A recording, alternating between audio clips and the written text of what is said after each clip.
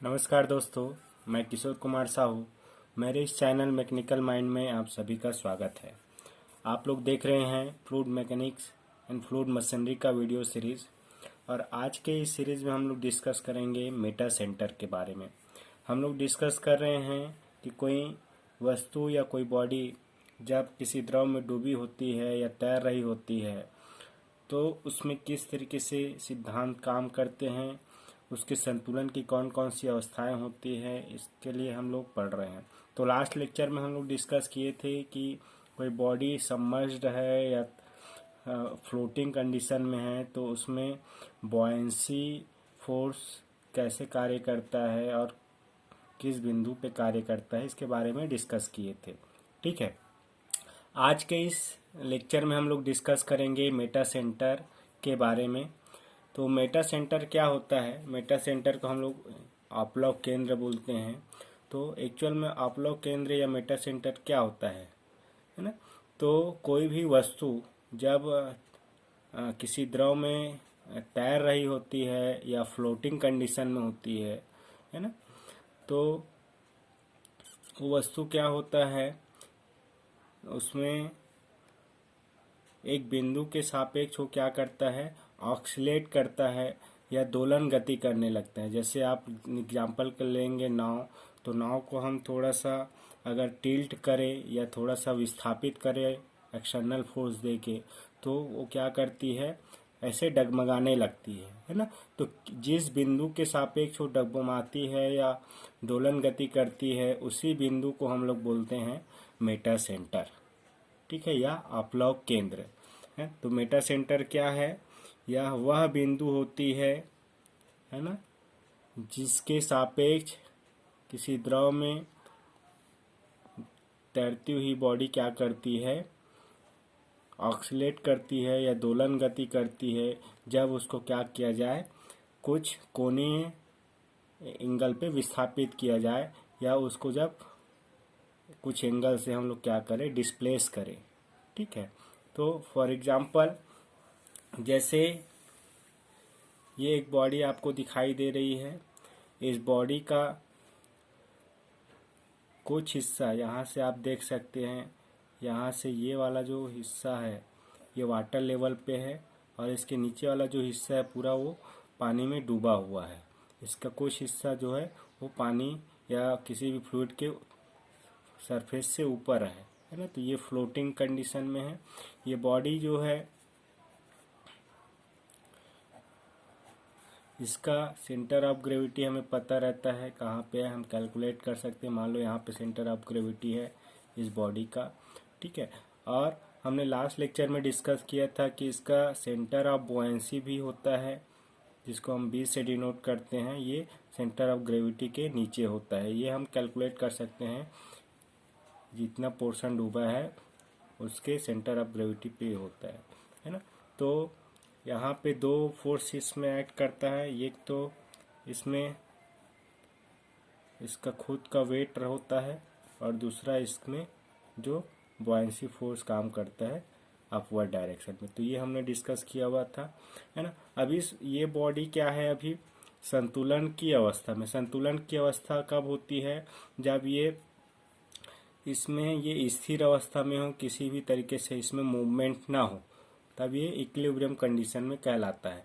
ठीक है, अब हमने क्या किया हुआ है, इसको थोड़ा सा एंगुलर डिस्प्लेसमेंट किया है, ऐसे विस्थापित किया है ना। इस मान लो क्लॉकवाइज डायरेक्शन में हमने इसको ऐसे एक्सटर्नल फोर्स से थोड़ा सा एंगुलर डिस्प्लेसमेंट किया हुआ है। यहाँ पे हमने क्या दे दिया, इसको कोणीय विस्थापन किया, एंगुलर डिस्प्लेसमेंट दिया हुआ है कुछ एंगल से। तो ये बॉडी क्या होगा, उसका सेंटर ऑफ ग्रेविटी क्या होगा, कांस्टेंट रहेगा। लेकिन जो पोर्शन है, नीचे वाला पोर्शन जो सबमर्ज्ड है, वो पोर्शन में चेंज होगा। इसलिए सेंटर ऑफ बॉयंसी जो है वो थोड़ा सा चेंज होगा, है ना। मान लो ये B1 पॉइंट पे है, तो यहाँ पे जो ये एक्सिस आप दिख रहे हैं जब संतुलन की अवस्था में है, तो ये जो एक्सिस है वो कहलाता है normal axis. This is normal axis, जिस पे इसका वेट W और बॉयंसी फोर्स एक्ट कर रहा है। है ना। जब इसको हम क्लॉकवाइज डायरेक्शन में एंगुलर डिस्प्लेसमेंट देते हैं तो इसका सेंटर ऑफ ग्रेविटी तो कांस्टेंट रहता है उसी जगह पे, ये चेंज नहीं होता है, लेकिन सेंटर ऑफ बुयांसी जो है वो नॉर्मल एक्सिस से राइट साइड की तरफ डिस्प्लेस हो जाता है, जो कि बी मिला हुआ है। तो यहाँ पे जो फोर्स एक्ट कर रहा है इसका वेट डब्ल्यू, ये डाउनवर्ड जी पे, और यहाँ पे जो बुयांसी फोर्स है वो यहाँ पे एक्ट करेगा अपवर्ड डायरेक्शन में। तो ये जो बुयांसी फोर्स है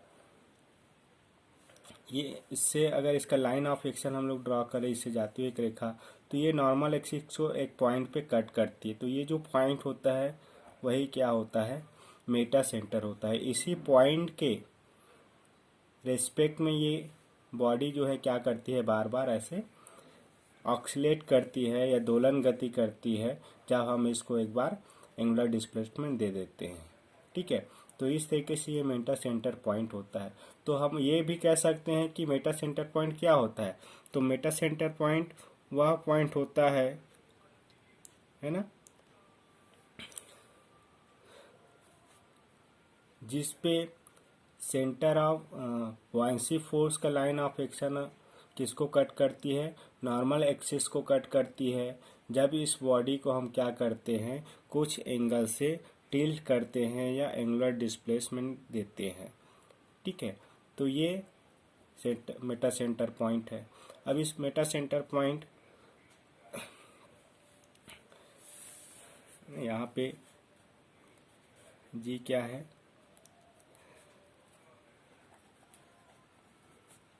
सेंटर ऑफ ग्रेविटी है ना, जो कि हम ऑफ बॉडी, ठीक है, जो हमें पता रहेगा। वैसे ही यहाँ पे बी जो है वो क्या है, सेंटर ऑफ बुयांसी है ना, बिफोर डिस्प्लेसमेंट। जब हमने एंगुलर डिस्प्लेसमेंट नहीं दिया हुआ है, कोणीय विस्थापन नहीं किया हुआ है, तो उसके पहले डिस्प्लेसमेंट, उसके पहले जो सेंटर ऑफ ग्रेविटी है ना, जब हमने उसको डिस्प्लेस कर दिया तो सेंटर ऑफ ग्रेविटी तो कांस्टेंट रहता है, लेकिन सेंटर ऑफ बुयांसी जो है वो चेंज हो जाता है, क्योंकि इसके नीचे जो पोर्शन है उसका हिस्सा जो है चेंज होता है। तो B1 क्या हो गया, centre of buoyancy after angular displacement. जब हमने कोणीय विस्थापन किया तो उसके बाद इसका सेंटर ऑफ बुयांसी जो हमें मिला।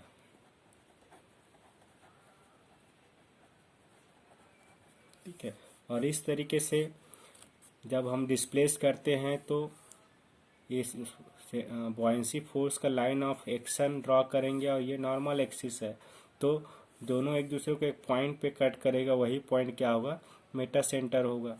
ठीक है, तो एम क्या हो गया, this is the meta centre और अपलव केंद्र, है ना, जिसके सापेक्ष ये वस्तु जो है या ये बॉडी जो है क्या करती है, इसे बार बार डगमगाती है या दोलन गति करने लगती है। तो ये आपको मेटा सेंटर का कॉन्सेप्ट पूरा क्लियर हुआ होगा। तो मेटा सेंटर क्या है, वह बिंदु है जिसके सापेक्ष कोई वस्तु, तैरती हुई वस्तु क्या करती है, दोलन गति करती है। जब इसको हम क्या करते हैं, कुछ एंगल से घुमाते हैं या एंगुलर डिस्प्लेसमेंट दिया जाता है, या इसको हम दूसरे रूप में क्या बोल सकते हैं, यह वह बिंदु है ना, जिसके सापेक्ष ये दोलन गति करती है, और जब हम बॉडी को टिल्ट करते हैं तो बुयांसी फोर्स नॉर्मल एक्स को इस बिंदु पे काटती है। तो इस तरीके से ये मेटा सेंटर होता है। ठीक है, अब मेटा सेंटर का पोजीशन जानने के लिए हम कैसे करें, तो इस पे एक और टॉपिक आता है जिसको हम लोग बोलते हैं मेटा सेंटर हाइट। एक्चुअल में ये मेटा सेंटर हाइट क्या होता है, इसके बारे में हम लोग डिस्कस करेंगे। ठीक है, तो अगला जो टॉपिक है हमारा वो है मेटा सेंटर हाइट।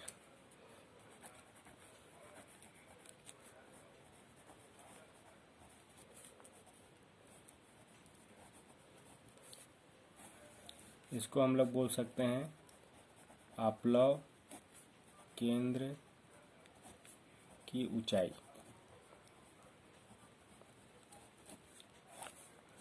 तो अपलव केंद्र की ऊंचाई क्या होगा, ठीक है, तो हमने देखा था कि मेटा सेंटर पॉइंट कहाँ पे आता है।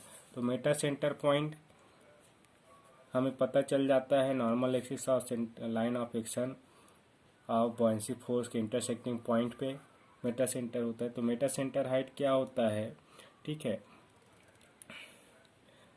तो मेटा सेंटर हाइट क्या होगा, मेटा सेंटर से, है ना, कोई बॉडी जो तैर रही है उसके मेटा सेंटर से उसके सेंटर ऑफ ग्रेविटी तक की जो दूरी होती है उसको हम लोग बोलते हैं मेटा सेंटर हाइट, है ना। समझ आया। किसी तैरती हुई बॉडी के सेंटर ऑफ ग्रेविटी से उसके मेटा सेंटर के बीच की दूरी क्या कहलाती है, मेटा सेंटर हाइट कहलाती है, ठीक है। फॉर एग्जाम्पल हमारे पास कोई बॉडी है, मान लो ये आपका कोई फ्लूइड है ना। यहाँ पे एक बॉडी जो है वो क्या कर रही है, अक्ष डूबी हुई है इस तरीके से।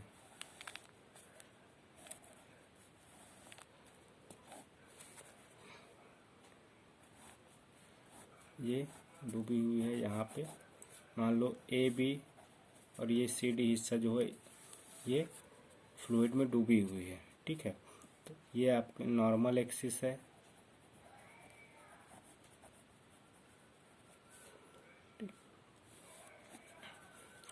इस बॉडी को हम टॉप से देखेंगे तो टॉप से कैसे दिखाई देगा, ये इस तरीके से ये बॉडी दिखाई देगी।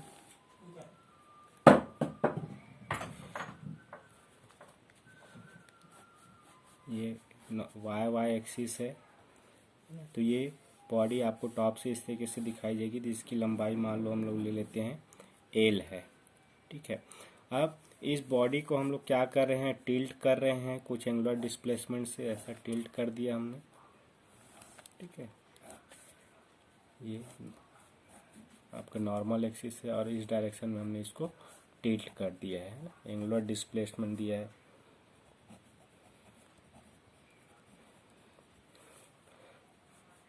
तो इसका जो सेंटर ऑफ ग्रेविटी जी है, this is centre of gravity G और सेंटर ऑफ बॉयंसी बी, है ना।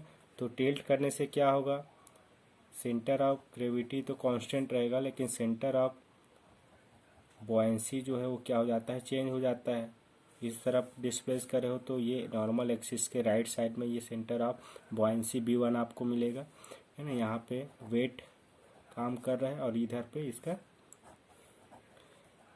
Buoyancy force. अब ये बॉयंसी फोर्स का लाइन ऑफ एक्शन क्या होगा, ये नॉर्मल एक्सिस से जाके मिलेगा, है ना, जो पॉइंट कहलाता है मेटा सेंटर, ठीक है।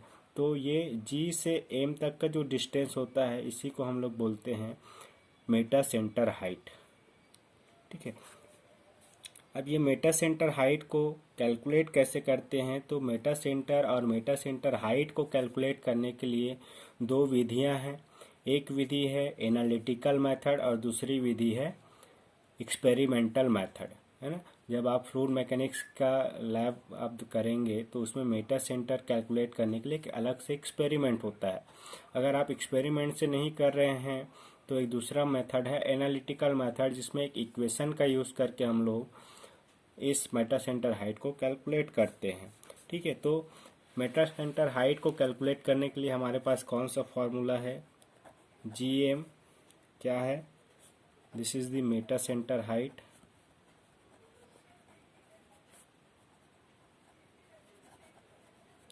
इन मीटर, आप लोग केंद्र की ऊंचाई, और ये BG हमें पता रहेगा, BG क्या है ना, B और ये G, BG क्या है, distance between center of buoyancy to center of gravity of the body, है ना। से ये आपका उत्प्लावन केंद्र और गुरुत्व केंद्र के बीच की दूरी है, ये हमें पता रहेगा, हमने पहले कैलकुलेट किया हुआ है। कैसे सेंटर ऑफ बॉयंसी कैलकुलेट करते हैं ये मीटर में आपको मिलेगा, है ना। अब ये जो वाई एक्सिस के सापेक्ष ये दोलन कर रही है, इस तरीके से दोलन करेगी। तो ये टॉप से देखेंगे तो ये वाई एक्सिस के सापेक्ष जो है ये दोलन करती है, ठीक है। तो इस वाई एक्सिस के सापेक्ष आपको मोमेंट ऑफ इनर्शिया इसका कैलकुलेट करना है। तो ये क्या है और किस सरफेस, ये जो एरिया हमने दिखाया हुआ है कौन सा एरिया है, ये जो एरिया जहाँ वाटर सरफेस पे जो डूबा हुआ है उसका क्रॉस सेक्शन एरिया। तो इस cross section area A B का ही आपको क्या लेना है, मोमेंट ऑफ इनर्शिया लेना है इस वाई एक्सिस के सापेक्ष। तो ये आई है, मान लेते हैं आई क्या है, दिस इज वाई एक्सिस के सापेक्ष, है ना, जल की सतह पे स्थित एरिया का डबल मोमेंट या moment of inertia. Moment of inertia about y axis of plan of body, plan मतलब टॉप व्यू में जो दिख रहा है, plan of body at water surface, है ना, वाटर के लेवल पे जो क्रॉस सेक्शन एरिया है उसका मोमेंट। तो ये हम कैलकुलेट कर सकते हैं आराम से, जो भी क्रॉस सेक्शन रहेगा उसके हिसाब से। और वी हम मान लेते हैं, वी क्या है, जितनी बॉडी, ये बॉडी डूबी हुई है तो इसका वॉल्यूम कितना है ना, ये वी है।